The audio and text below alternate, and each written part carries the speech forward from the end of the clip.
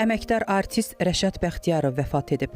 Aktyor uzun sürən xəstəlikdən sonra 47 yaşında dünyasını dəyişib. Qeyd edək ki, Rəşad Bəxtiyarov 1978-ci il dekabrın 25-də Bakıda anadan olub.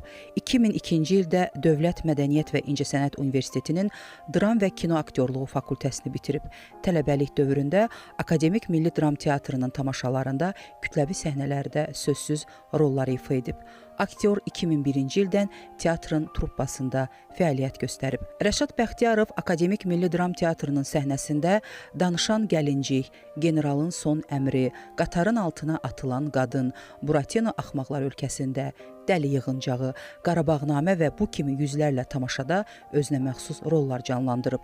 O həmçinin Bəyaz Həyat, Bir Anın Həqiqəti, Son Arzu, Bir Ailəm Var kimi film və seriallara da çəkilərək tamaşaçı sevgisini qazanıb.